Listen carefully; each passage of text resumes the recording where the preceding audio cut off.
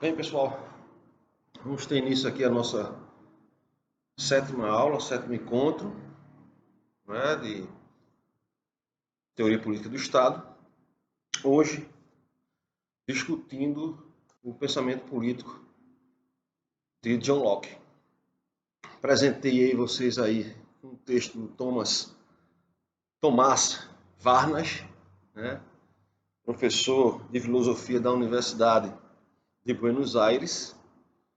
Texto interessantíssimo, completo, faz uma abordagem histórica muito interessante, muito importante, inclusive, correlacionando com o período do qual Thomas Hobbes produz o Leviatã também. Então tem toda uma abordagem aqui das sucessões britânicas no período da Guerra Civil, né? Principalmente da guerra da Revolução, chamada Revolução Puritana, todo o sentido que tem o conceito de revolução no período, uma abordagem histórica, mas, sobretudo, né? E também uma abordagem conceitual muito completa.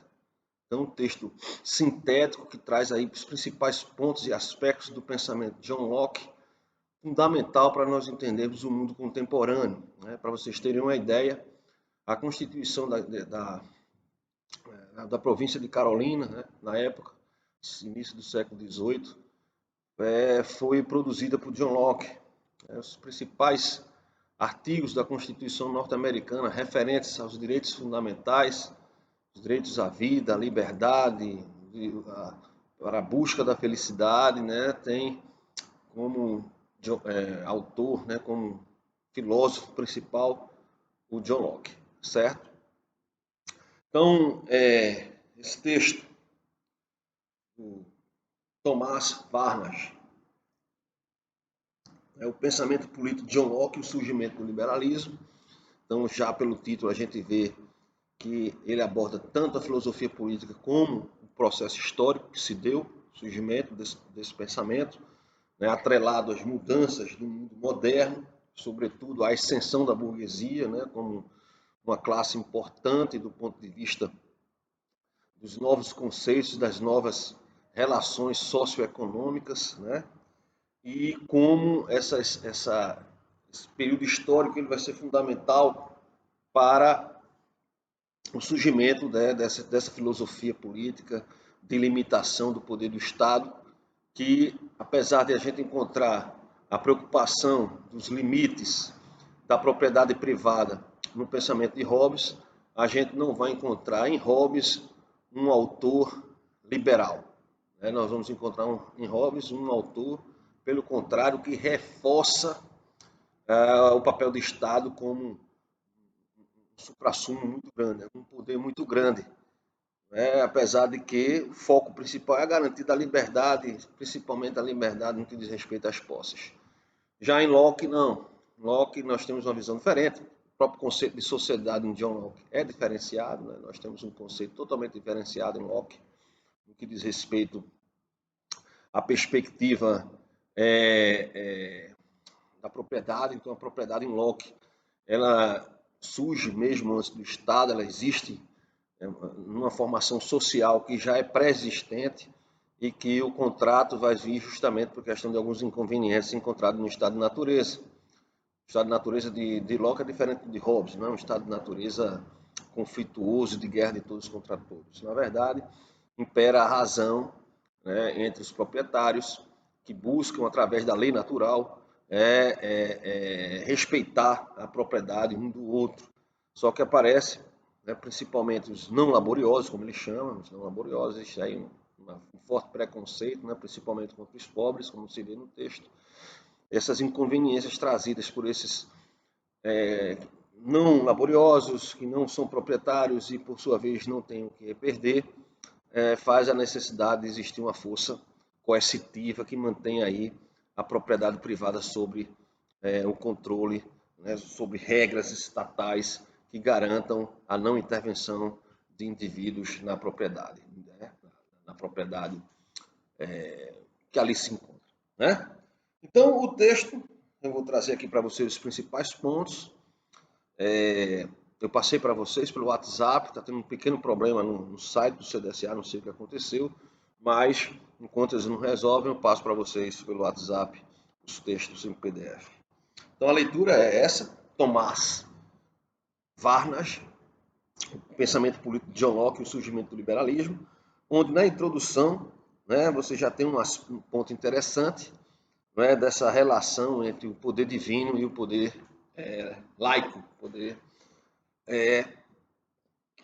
sem as questões ligadas ao aspecto religioso. Então, quando um sacerdote argentino afirmou publicamente, numa missa celebrada em outubro de 1987, que o presidente deve ser respeitado porque toda autoridade vem de Deus e não do povo, como dizem alguns, é evidente que não compartilhava com as ideias de Locke, do liberalismo e da democracia contemporânea. Então veja que o autor já começa mostrando que quem compartilha com essa perspectiva totalmente autoritária, né, que você tem um poder divino e que o povo,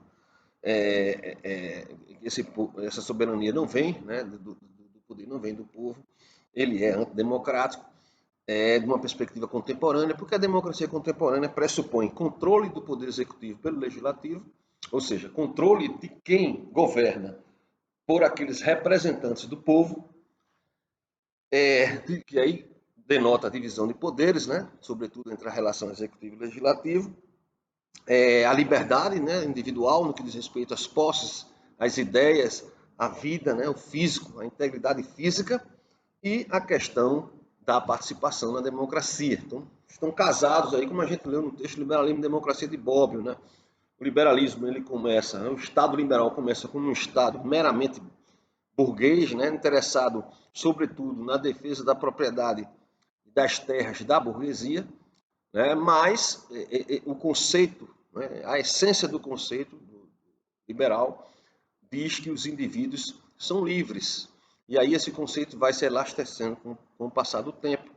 Não é? E a integridade física, a vida, não é um bem só atrelado ao burguês, mas qualquer cidadão comum, trabalhador, campesino, tem como uma prerrogativa importante para ser garantida pelo Estado a sua integridade física, o seu físico, a sua vida. Por isso que a segurança pública aparece aí como um aspecto fundamental para ser discutido nas democracias contemporâneas, que é um assunto que a gente vai estudar na terceira unidade. A disciplina tem uma racionalidade se as pessoas prestarem bem atenção ao seu plano de curso. Então, temos aí, né, todo o contexto histórico. E aí na página 46, no segundo parágrafo, temos a seguinte citação a ser comentada. O pensador político é prezado como pai do liberalismo, né, John Locke, por sustentar que todo governo surge de um pacto ou contrato revogável entre indivíduos com o propósito de proteger a vida. Veja bem, proteção à vida é o primeiro aspecto, é o primeiro ingrediente do que a gente entende por componente liberal. Proteger a vida, a liberdade e a propriedade das pessoas, ou seja, as posses. Isso foi evoluindo historicamente até hoje. Né? Então, quando um sujeito lhe assalta, ameaça sua vida com arma de fogo e ainda lhe subtrai um objeto, esse crime não é um crime simples, né, como muitos afirmam. Houve ameaça à vida, à integridade do seu físico e uma subtração de uma posse de uma propriedade sua. Isso era o que Locke queria a todo custo evitar no que ele chamou de estado de natureza e suas inconveniências. Já o Hobbes é mais radical, né? O estado de natureza é guerra de todos contra todos. Tendo os signatários o direito de retirar sua confiança no governante e se rebelar quando este não cumprir com a sua função, ou seja, a garantia da vida, das posses e da liberdade, sobretudo na época, a liberdade de crença.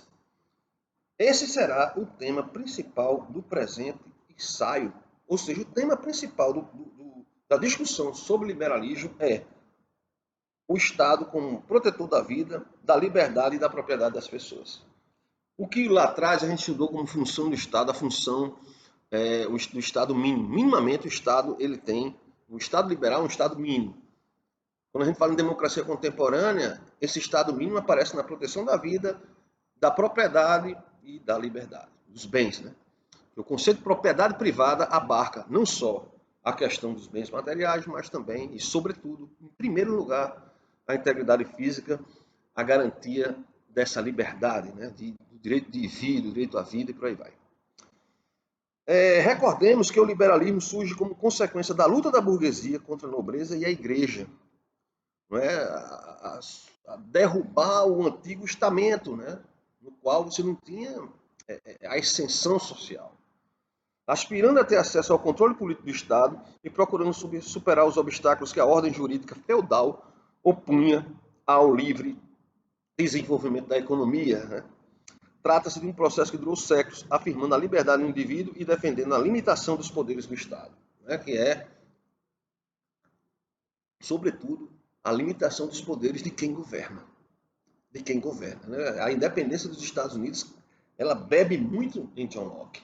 Né? Quando o rei George começa a impor, através do parlamento, né? O rei pressionando o parlamento britânico, a impor impostos aos indivíduos da colônia, né, da Nova Inglaterra, sem a devida participação de representantes da colônia. Aí começa o processo de independência dos Estados Unidos. Né?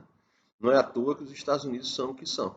Né? O processo de independência se dá justamente nesse contexto de intervenção de um rei que pretendia ser absolutista na colônia. Já não era há muito tempo absolutista na, na ilha, né, da Grã-Bretanha. Então, na segunda seção do artigo, isso aqui é a introdução, né, nós temos todo um aspecto aqui ligado à história, ao contexto histórico, que eu vou passar aqui e, logicamente, que nas dúvidas que posteriormente vocês terão, a gente tira. Então, o primeiro parágrafo, na página 47, na seção 2, contexto histórico, diz o seguinte: resulta indispensável conhecer o contexto político e social da Inglaterra para situar os teóricos políticos ingleses como Thomas Hobbes e John Locke, né? Os nossos dois pensadores agora, os nossos dois primeiros pensadores da segunda unidade. O particular desenvolvimento desse país levou a burguesia ao poder em 1688 e 1689. E isso é a causa, ou uma das principais causas para a precoce Revolução Industrial da Inglaterra, certo? Por isso que a Revolução Industrial surgiu lá. É uma questão política, é uma questão muito mais política do que econômica. Produziu a Revolução Industrial no final do século XVIII e transformou a Grã-Bretanha no maior império do século XIX, né? O Império Britânico, na era do capital, na era dos impérios. Livros aí de Eric Hobsbawm, historiador inglês, marxista não ortodoxo, vamos dizer assim. Então, tem toda uma discussão aí sobre absolutismo dos Tudors, né? Como os Tudors conseguiam manter uma certa estabilidade política na sua relação com o parlamento. A assunção dos Stuarts, com uma característica muito mais ligada a uma perspectiva mais radical e absoluta do poder, tentando impor o que os Tudors não faziam, que era justamente uma característica muito mais forte do aspecto divino do poder, né? Inclusive fazendo com que a Igreja Anglicana surge justamente de uma indisposição, de uma ruptura com a Igreja Católica. E aí, com os Stuart, a Igreja Anglicana começa a se romanizar, vamos dizer assim, se aproximar de Roma, todo aquele aspecto do Estado e Igreja numa simbiose muito forte. E aí houveram, não existe, certo? Houve aí o conflito, né? A guerra puritana, né? Entre rei e burguesia, né? E aí você tem, certo, toda uma discussão de um contexto histórico da transição do feudalismo para o período moderno. Então, o mercantilismo ele passa a sofrer reveses, né? Então, a economia passa a sofrer reveses, há uma pressão por abertura econômica, há uma pressão por maior liberdade econômica, menos intervenção do Estado na cobrança de impostos, maior liberdade para que a burguesia pudesse comercializar. E, inclusive, foi um período de escassez, fome, o problema era sério na Inglaterra do período. Então, nós temos alguns trechos aí, né? Então, houve uma conflitos, né? Houve conflitos aí. Então, por exemplo, aí na página 49, nós temos, no primeiro parágrafo, nas últimas linhas, estas eram medidas ofensivas que remetiam à tradição política inglesa de proteção dos direitos individuais e da propriedade em um ambiente de grande tranquilidade política. Em 1632 nasceu John Locke, né? No início da década de 1640 começou a Guerra Civil Inglesa, que decidiria a questão suprema acerca da autoridade política, monarquia absoluta ou parlamento.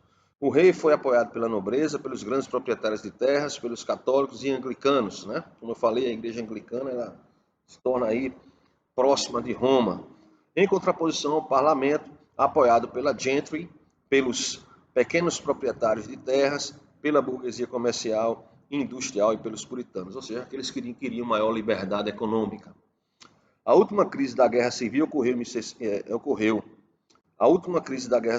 de 1649, quando Carlos I foi executado, a Câmara dos Lordes foi suprimida e Cromwell, que liderava as capas comerciais e burguesas, destruiu os principais vestígios do feudalismo na Inglaterra. E, influenciado por Thomas Hobbes, o Oliver Cromwell instalou uma ditadura na Inglaterra entre 1649 e 1658, quando houve aí, nesse período, depois da morte de Oliver Cromwell, ficou um vácuo de poder, e no vácuo do poder voltou novamente a intranquilidade política e, por sua vez, a restauração. Essa restauração foi uma saída, né, política após a morte do Cromwell, mas o seu sucessor, o sucessor de Carlos II, né, o Jaime II, não tinha nenhum interesse em uma monarquia controlada, uma monarquia constitucional. Então, a tendência dele foi realmente trazer mais uma vez para a discussão, para discussão não, né, para uma imposição essa forma de governo autoritária, que era a forma de governo do Estado absoluto, um monarca com direitos divinos. E aí houve mais uma confusão, mais um conflito, não é? E aí essa revolução gloriosa se deu aí como uma última martelada do sucesso da vitória do parlamento sobre a monarquia, certo? E aí você tem, no final do século XVII, entre 1685 e 1688, a vitória da burguesia, a vitória do parlamento, a vitória do liberalismo, do Estado liberal, sobre o Estado absoluto, e aí realmente se consolida a Idade Moderna como sendo a idade dos Estados controlados, dos governos controlados pelas leis, controlados pelo parlamento. Parlamento não um parlamento democrático, mas um parlamento aristocrático. Agora com a presença da burguesia, né? E aí você tem um sistema bicameral instalado, Câmara dos Lordes e a Câmara dos Comuns, onde você vai ter ali a burguesia tendo o seu espaço, certo? Então, na página 51, né, nós temos a seguinte citação, né? As consequências da Revolução Gloriosa foram, portanto, muito importantes, pois se tratou do triunfo final do parlamento sobre o rei, marcando o colapso da monarquia absoluta na Inglaterra e dando o golpe de misericórdia à teoria do direito divino a governar. Contribuiu os ideais revolucionários dos Estados Unidos da América, né, que ele chama aqui estadunidenses, de 1776 e franceses de 1789, sendo a Declaração de Direitos incorporada às 10 primeiras emendas da Constituição dos Estados Unidos e a Declaração dos Direitos do Homem e do Cidadão. Essas 10 primeiras emendas, essas emendas aí baseadas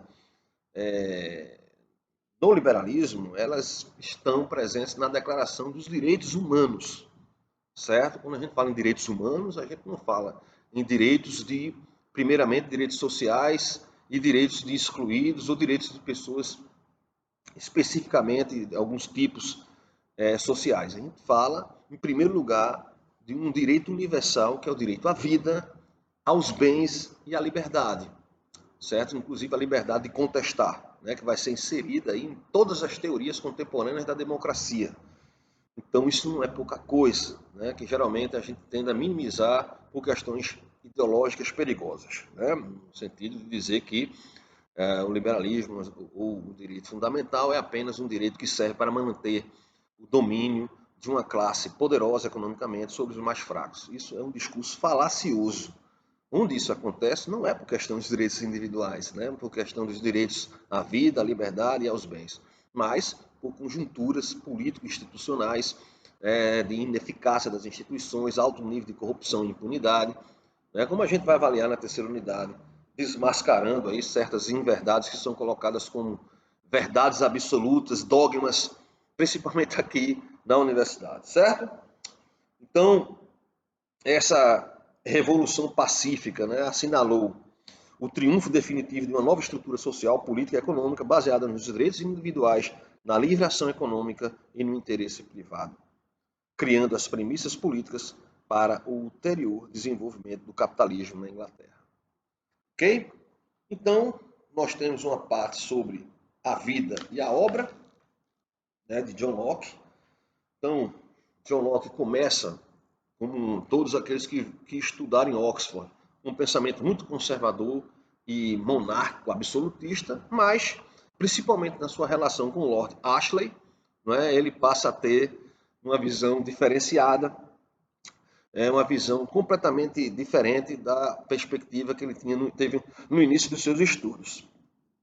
E tem toda uma discussão histórica aqui, certo? Sobre essa transformação no pensamento de Locke, mas Locke é um Whig, né? Locke é um liberal. Locke é um pensador que funda, né, o surgimento do pensamento político liberal, organizado, um pensamento objetivo, empírico, o filósofo do empirismo, né, muito influenciado por René Descartes, por toda aquela ciência do século XVII, né, que a gente, né, eu sou historiador de formação, a gente conhece muito bem, e que isso vai resvalar na sua forma de analisar a política, de uma forma muito mais objetiva, clara, pragmática, né, do ponto de vista, até do ponto de vista matemático, mais coerente, né, vamos dizer assim, lógico, com seus defeitos, suas falhas, principalmente no que diz respeito à visão que se tinha dos mais pobres, né? Uma visão totalmente preconceituosa, mas a gente tem que ver que o sujeito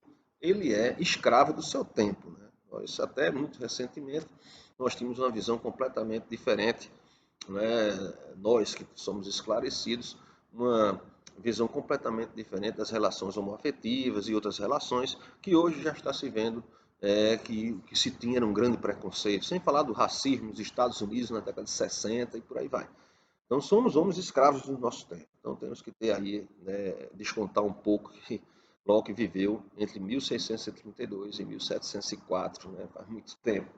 Mas vamos à frente. Então, a construção do pensamento político, da filosofia política de Locke está em dois principais trabalhos, o primeiro e o segundo Tratado do Governo Civil. O primeiro Tratado do Governo Civil é um rechaço ao pensamento do Sir Robert Filmer, que vai justificar o direito divino dos reis, né, como sendo uma escala reta entre Adão e os reis ingleses, e aí é um rechaço total por parte de John Locke, mas o segundo Tratado do Governo Civil é justamente o principal documento, a principal obra, onde você tem os principais elementos do pensamento político liberal na modernidade, certo? E aí a gente tem algumas observações a fazer. Então, a filosofia política, o mais importante no contexto histórico, o contexto histórico importa, mas o mais importante é o segundo Tratado do Governo Civil. E aí a gente tem na página 57 as seguintes observações, né? Finalmente, né, no segundo parágrafo, nós temos aí, né? Finalmente, Locke se interroga acerca da grande questão que conturbou em todas as épocas a humanidade: quem deve exercer o poder? O argumento de Locke contra Filmer visa fundamentalmente não considerar o Estado como uma criação de Deus, e sim como uma união política consensual e realizada a partir de homens livres e iguais. É o contrato social. É um contratualista, John Locke, como era também o Thomas Hobbes. Só que diferente do Hobbes, o contrato social de Locke é para o consentimento. Né? As pessoas vão entrar nesse pacto social de forma consentida, diferente de Hobbes, que é por submissão, né? Então, essa é a grande diferença. Mas nós temos aí, né, o primeiro tratado é longo, porém muito efetivo em seus argumentos, baseados na razão e no senso comum, mais do que na teologia ou na tradição. Após terminar este trabalho preparatório de demolição, né, a demolição das ideias de Robert Filmer, logo começa a construção de sua própria doutrina política. Sua intenção originária era responder à pergunta: a quem devemos obedecer? Mas o Locke do primeiro tratado ainda não havia descoberto o que hoje consideramos os princípios fundamentais do liberalismo. E aí vai ser encontrada essa teoria liberal no segundo tratado do governo civil. E aí temos a primeira observação, né? Nessa mesma página, o segundo tratado do governo civil. Né?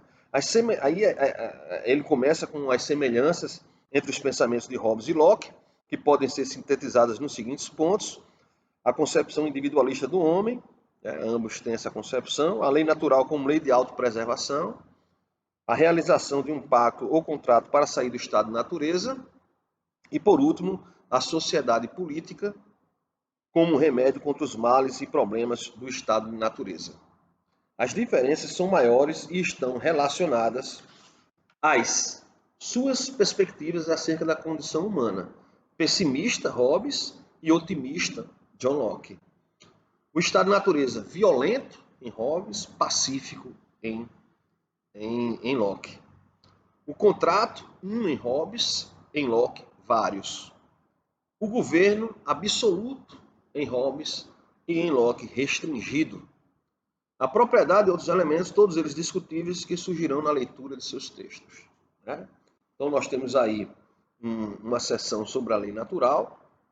Então, todos os indivíduos têm uma racionalidade implantada pelo próprio Deus, através da qual pode discernir entre o bem e o mal, e cujo primeiro e mais forte desejo é o da autopreservação e o de preservar a humanidade de fazer dano ao outro, pois a vida, a liberdade e os bens são propriedade de toda pessoa. E aí está o conceito de propriedade privada.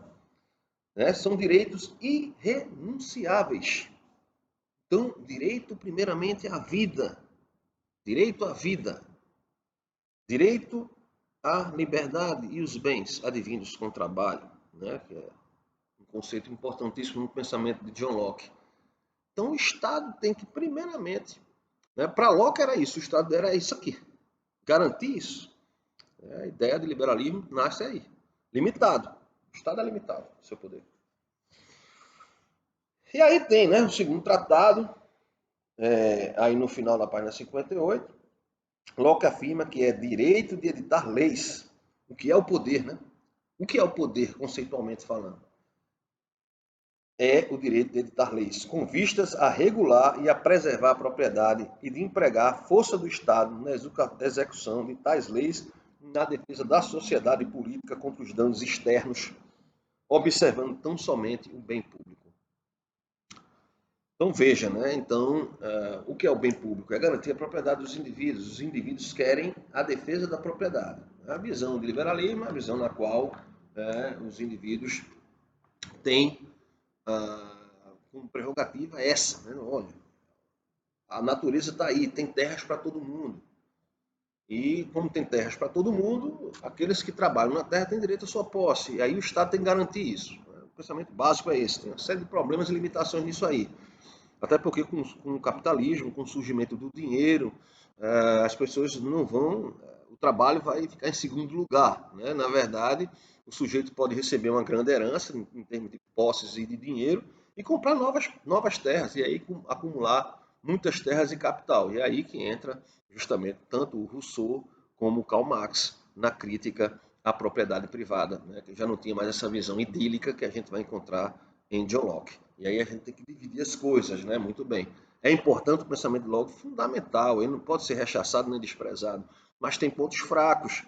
E o principal ponto fraco dele é esse, não levar em consideração que existe alguns vão receber heranças, alguns não vão trabalhar e vão mesmo assim possuir grandes riquezas por acúmulo de seus antepassados, né?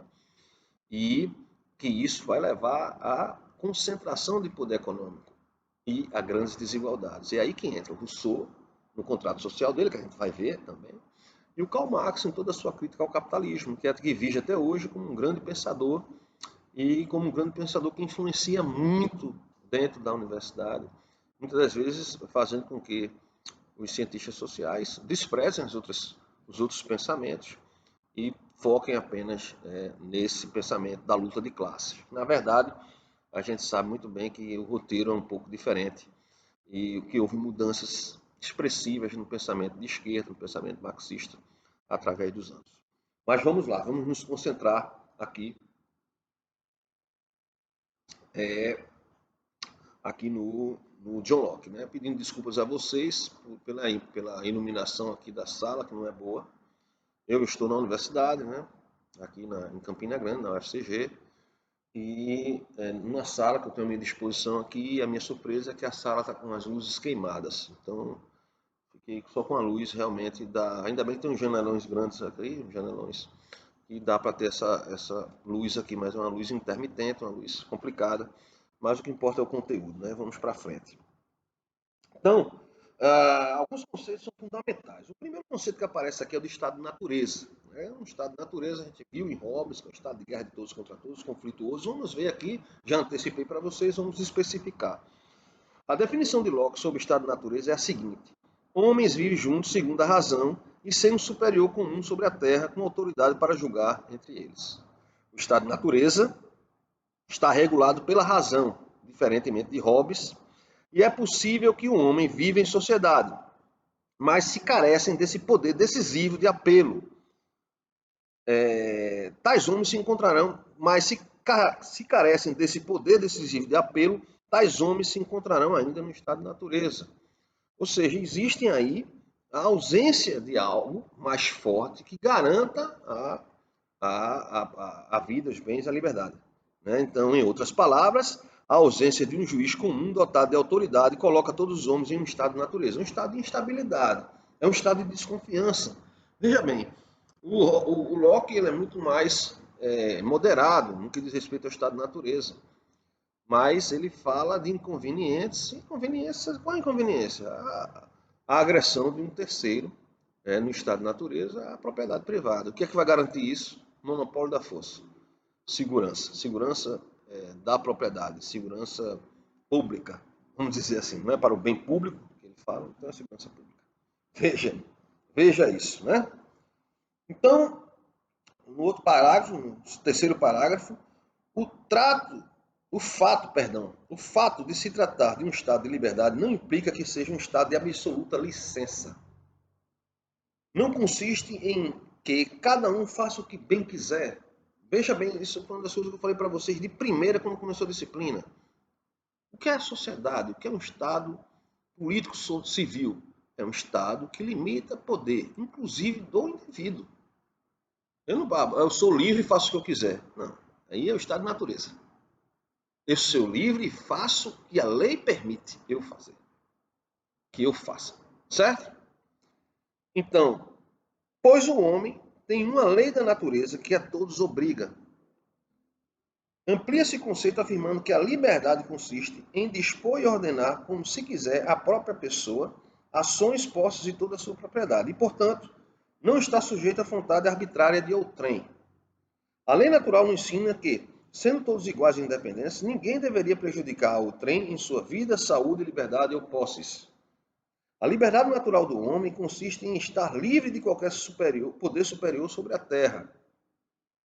Já que ao estar dotado de faculdades iguais, não se pode presumir subordinação alguma.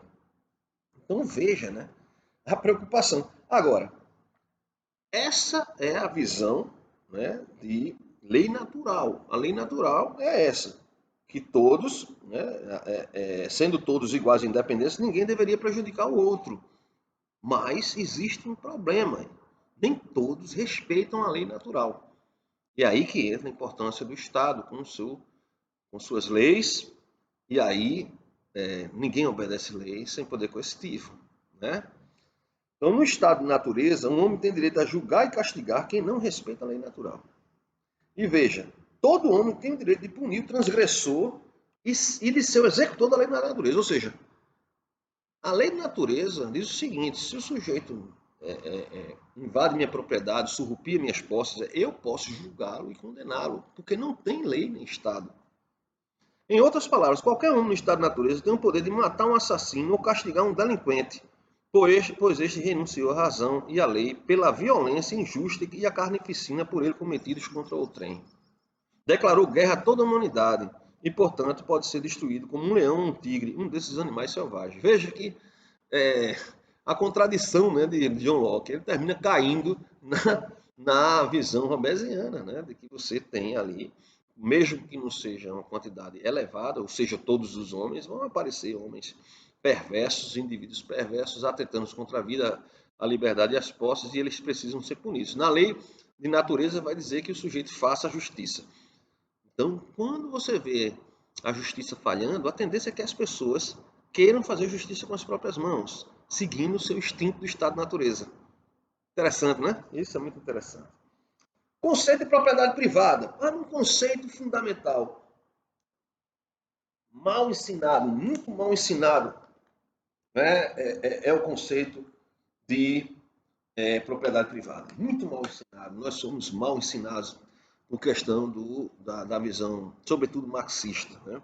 Vamos lá discutir um pouco sobre propriedade privada. Nesses 3 primeiros parágrafos a gente tem aí uma elucidação e a citação de autores fundamentais para entender o conceito de propriedade privada. Locke presta enorme atenção ao tema da propriedade e elabora a sua célebre teoria para explicar a origem e o valor da mesma, para alguns uma apologia da moral burguesa e capitalista, influenciando em teóricos posteriores como Adam Smith, David Ricardo e Karl Marx. Propriedade para Locke é um termo polissêmico, ou seja, tem muitos apetrechos, muitos requisitos, muitos significados. Em sentido amplo e geral, implica vida, liberdade e terra. O que é propriedade privada? Quando você olhar assim, propriedade privada, o fundamento filosófico dele é John Locke, segundo o Tratado do Governo Civil.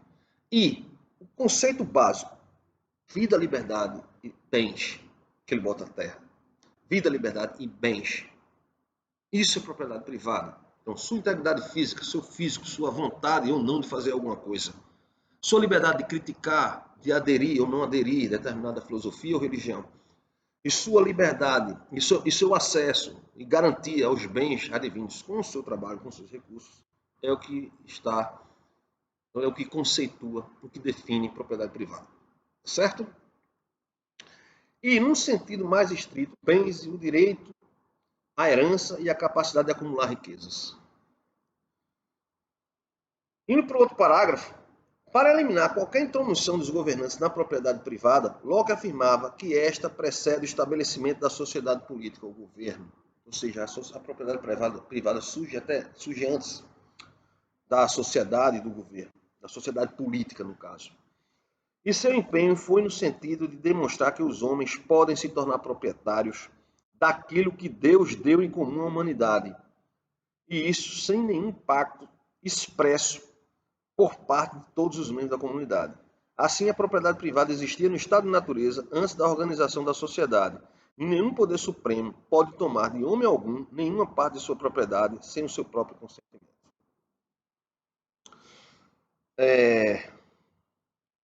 Porém, no outro parágrafo, embora tudo pertença aos homens em comum, cada homem tem uma propriedade em sua própria pessoa, o trabalho do seu corpo e a obra de suas mãos. Veja bem, que conceito fundamental. E esse conceito ele se transforma num conceito jurídico muito importante. Está no direito civil, está no direito penal, certo? Então, o indivíduo, por exemplo, quando ele é condenado a uma prisão, pelo crime que for, é a lei que vai definir qual a pena que ele deve cumprir. Na ausência da lei, ou na ausência do Estado punindo tal, vai se abrir uma lacuna para o estado de natureza. E que é o estado de natureza? Justiça com as próprias mãos. Então, quando você tem, por exemplo, um índice de assassinatos muito alto, vá lá que o problema não é pobreza, não é desigualdade, não é o capitalismo, mas a incapacidade do Estado de manter todos em respeito, usando aqui uma linguagem robesiana. E, sobretudo, usando a linguagem lockeana, de fazer com que as leis sejam cumpridas. na ausência de um Estado, né, que faça cumprir as leis, de um governo que consiga elaborar leis junto com o parlamento, que essas leis sejam cumpridas, a incapacidade do Estado leva ao crescimento da justiça com as próprias mãos. Então, se eu tenho de cada 100 assassinatos, 80 ficam impunes, a tendência é ter mais assassinatos. E é esse o grande problema no Brasil hoje, no que diz respeito à violência, certo? Assunto da terceira unidade. Mas vamos já pegando os elementos aí filosóficos, né?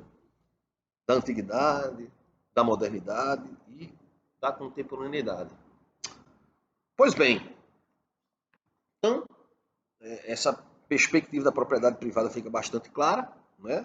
A garantia do Estado, na ausência dessa garantia, a lacuna do Estado no cumprimento das leis é que vai levar aí a agressão, a violência contra a propriedade, ou seja, contra a vida, contra os bens e contra a liberdade, inclusive a liberdade religiosa, onde nós temos aí a imposição. Por exemplo, você já viu em alguns noticiários se alguns traficantes destruíram templos de candomblé, porque esses traficantes se converteram à religião protestante evangélica. Já ouviram disso, né? Ou seja, por que eles fizeram isso? Eles quiseram impor a religião deles para aqueles que são adeptos do candomblé. E aí a liberdade é o componente liberal fundamental, né? É interessante que a maioria das pessoas de esquerda defende a liberdade religiosa. Só que a liberdade religiosa é um componente liberal e não social, tá certo? E aí a polícia vem, investiga tal. E se não há punição, vai continuar destruindo. Vão continuar destruindo os templos de candomblé. Então, a liberdade religiosa é um componente da propriedade privada. É do indivíduo a escolha a seguir uma religião, seja lá qual for, certo? Ou não seguir nenhuma religião. Ou ter uma fé, ou não ter fé, isso é problema do indivíduo. A sociedade não deve impor isso a ninguém. Ninguém deve impor religião a ninguém. Esse é um dos componentes do que se entende por propriedade privada. E aí vem o conceito sobre dinheiro, né, que eu já adiantei para vocês, né? Então, o dinheiro aparece e aí você vai ter essa perspectiva, né, do acúmulo, e das desigualdades vão ser inevitáveis. Toda uma perspectiva muito negativa para com os mais pobres, né, na visão de Locke, inclusive com tentativas de implemento no parlamento de leis muito duras contra os pobres. Isso foi um efeito muito negativo, né, do pensamento lockeano. Muitos dos pobres ali não eram culpa. Ninguém, uma criança nasce na pobreza, não tem como sair da pobreza por si só. Né? Se você colocar crianças de 3 anos, 4, 5 anos para serem punidas por estarem praticando algum ato delituoso, não se tinha nenhuma concepção do que era uma criança na época. Né? Então são falhas graves que foram corrigidas com o tempo, mas sem jogar fora o essencial do pensamento, que é a propriedade privada, o direito à vida, a liberdade, os bens, né? A contestação, todos esses mecanismos que nós hoje defendemos nas teorias contemporâneas. Né?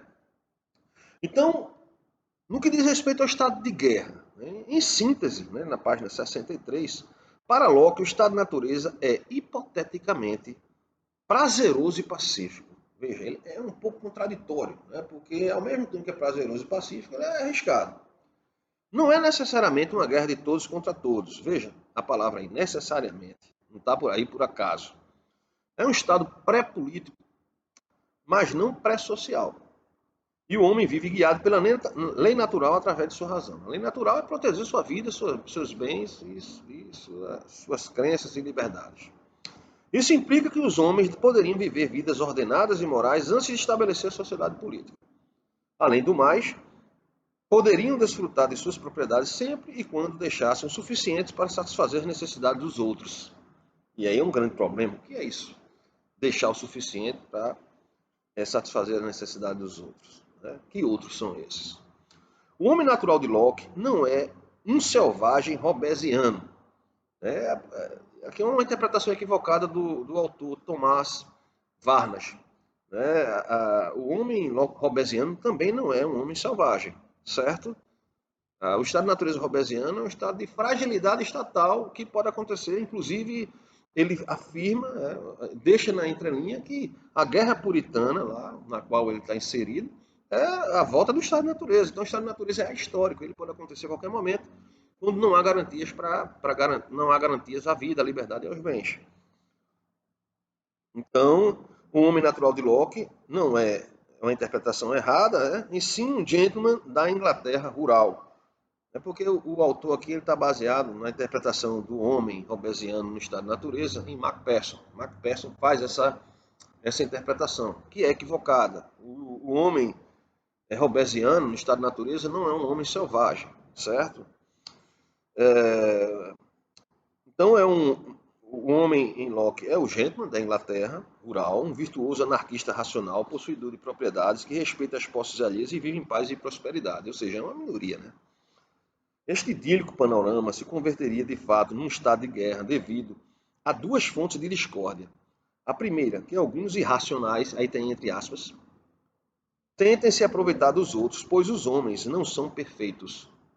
A segunda, os conflitos entre duas ou mais pessoas, nos quais não há uma terceira parte, um juiz ou um árbitro, motivo pelo qual vencerá o mais forte e não o mais justo. A sociedade humana se multiplica e se torna mais complexa, surgindo cada vez mais riscos e conflitos. No estado de natureza, a ausência de juízes e de leis positivas regendo então a lei natural. E ele cai na mesma perspectiva de Hobbes. Né? Sem lei, sem espada, nada feito, compadre. Nada feito, cara pálida. Então, sem leis e sem um estado realmente coercitivo, o que impera é a anarquia, o estado de violência, o medo da morte violenta. Então, veja, as democracias mais contemporâneas, mais avançadas, são aquelas que garantem a propriedade privada, sobretudo a vida. Se você pegar as 10 democracias mais avançadas e ver suas taxas de homicídio, são baixíssimas. A média de 1 por 100 mil habitantes. Se você pega as democracias latino-americanas, todas elas democracias recentes, que saíram de ditaduras para democracias, a média das taxas de homicídio é de 24 por 100 mil habitantes. 24 vezes mais. Então você percebe que o problema não são as democracias. Todas elas são democracias eleitorais. Tanto as 10 mais democráticas como as democracias latino-americanas, elas têm dispositivos eleitorais alvissareiros, mas não conseguem controlar a violência. As da América Latina não conseguem controlar a violência como as da Europa controlaram. E aí vão dizer, não, porque na Europa a Europa se desenvolveu primeiro socialmente e economicamente. E vão jogar na conta da teoria da modernização a causa para o sucesso do controle da violência. E não é.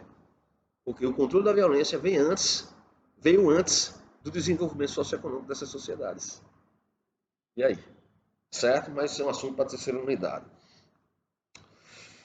Pois bem, então o estado de guerra, ele advém quando não tem garantias institucionais para que a lei natural seja, ela vigore de uma forma tranquila. Né? Então,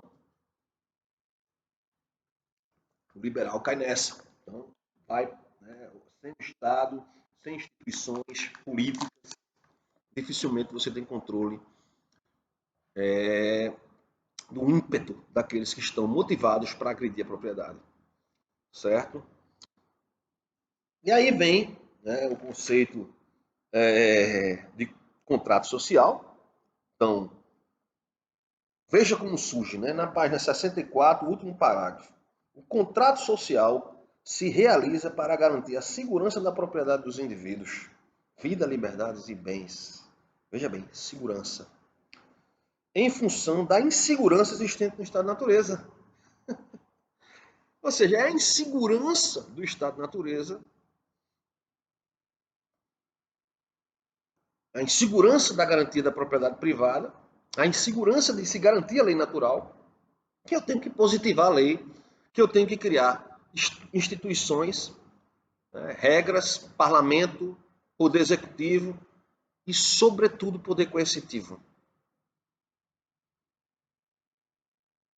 Em função da insegurança, Então, a legitimação e a autoridade do Estado surgem precisamente pela superação da insegurança hobbesiana e pela proteção dos bens lockeanos. Então, veja bem, o ponto de partida da sociedade moderna é a segurança de seus indivíduos, a segurança da propriedade privada, a garantia da vida, da liberdade e dos bens. Sem essa garantia, o que a gente tem é o estado de natureza, é um estado ou conflituoso em Hobbes, de guerra de todos contra todos, ou um estado de insegurança, de desarmonia e de medo da morte violenta do estado lockeano. Medo da subtração sem a devida proteção.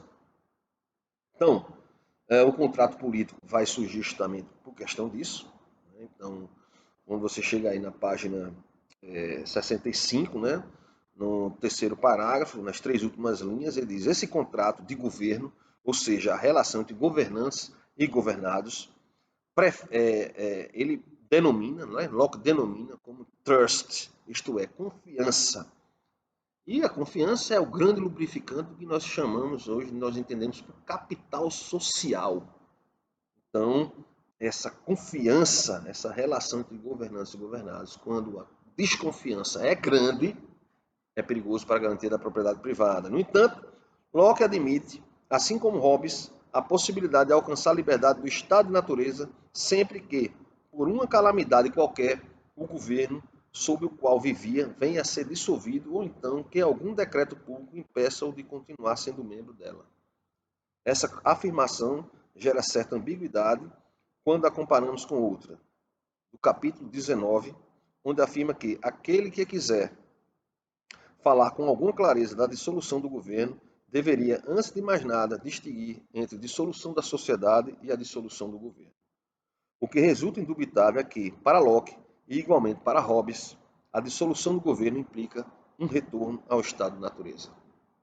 E não precisa, né? Contemporaneamente, a gente não precisa nem da dissolução do governo. Temos governo em muitos locais. Na América Latina, aí, não é só o Brasil, nós temos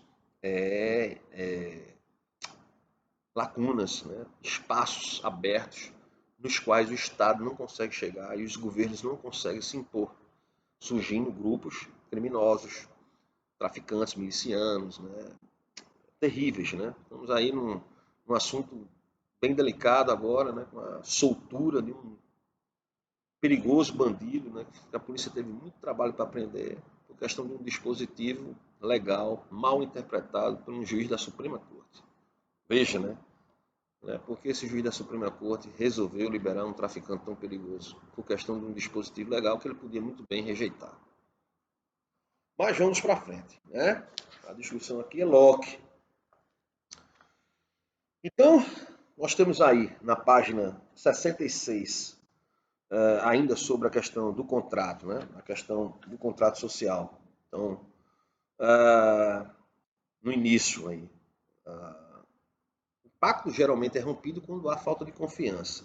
É o povo que, tendo o verdadeiro poder soberano, outorga aos poderes a sua confiança, sem se submeter a eles, justificando a rebelião no caso de autoridade não cumprir com seus objetivos, ou seja, não cumprir com a garantia da propriedade privada. Então, esse contrato não é um contrato de submissão, mas um contrato de submissão, um contrato de concessão. Eu vou consentir parte da minha liberdade para esse corpo político, mas que eu tenha garantido aí a minha propriedade privada. Então, na falha, eu posso muito bem desobedecer esse governo.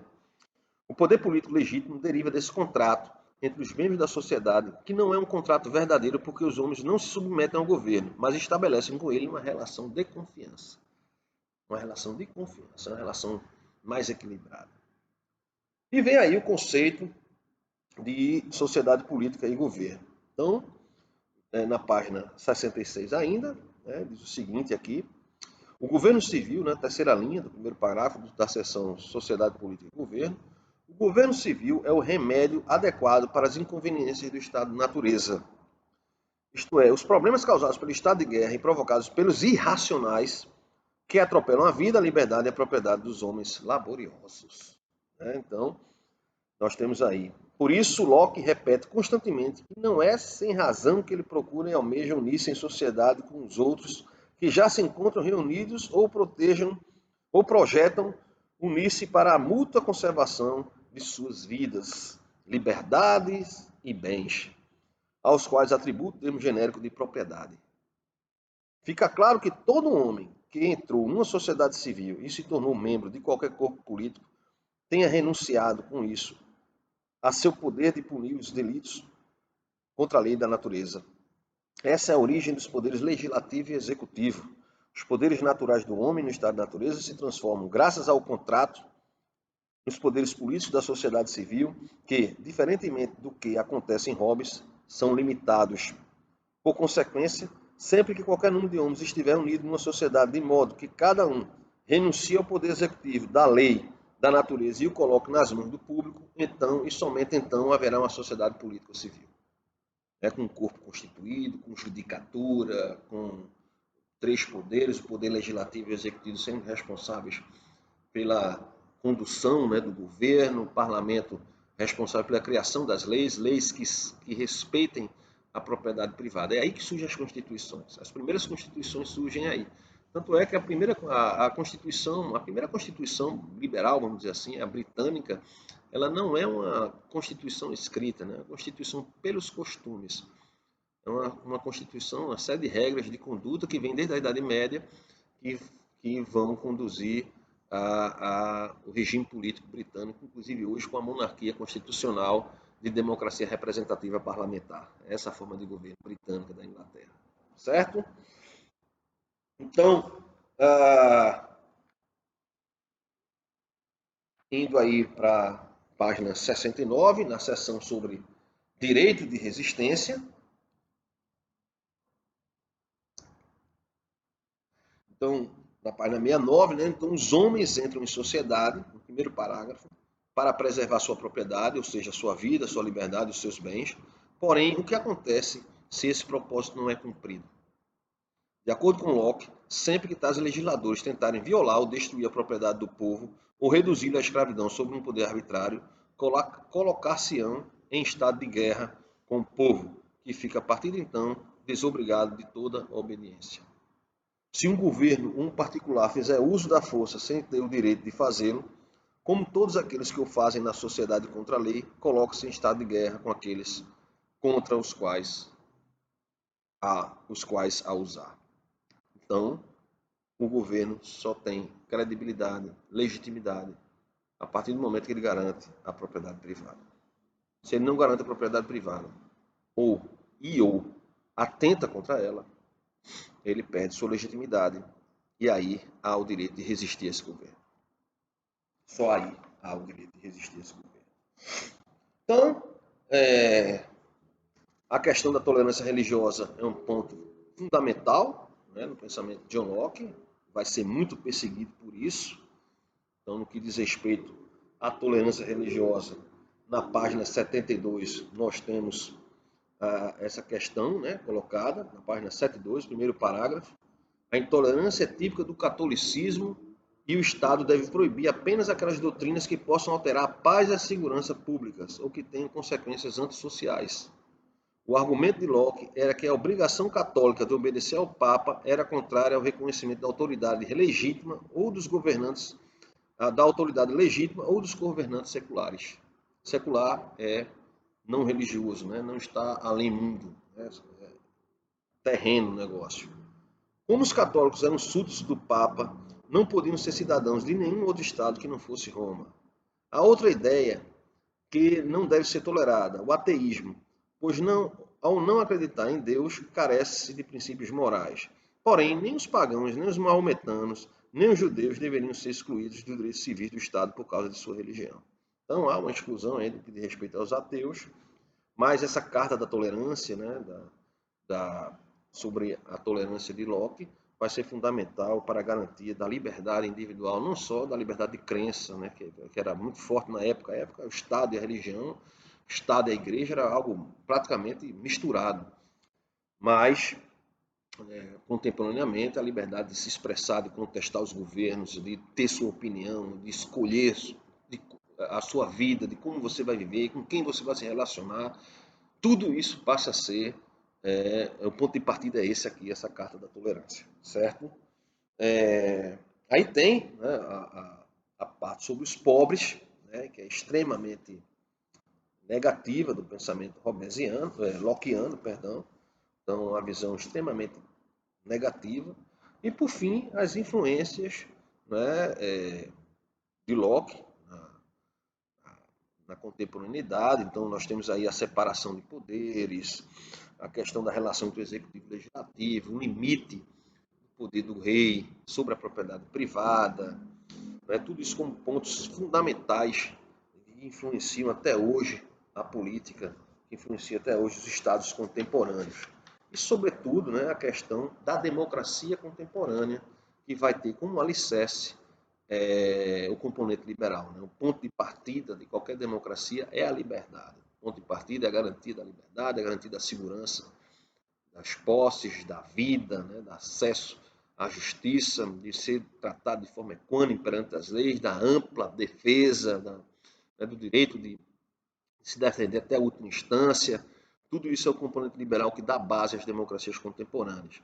Aí tem os direitos, ainda dentro do que a gente entende por esses direitos, esse componente liberal, você vai ter o elastecimento da participação política, o direito político de votar e ser votado, e mais contemporaneamente, sobretudo depois da Segunda Guerra Mundial, os direitos sociais, o direito de terceira geração, né, um estado de serviço social minimamente inclusivo. Então, essas são as influências, né?